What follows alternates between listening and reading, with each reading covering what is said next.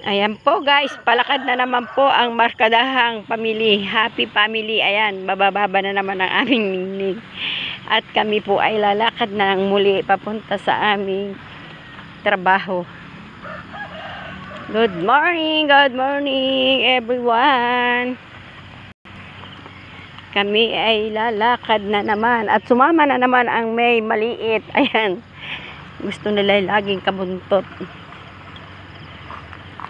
Kami po sadyang ganito na ang buhay. Laging sama-sama. Okay lang naman. Basta ang mahalaga walang mga diferensya. Walang mga sakit. Bukas kami ay sa bukid maghahandaan. At doon daw maggaganap ng birthday. Masaya naman po doon at tahimik. Birthday ni Eva, guys.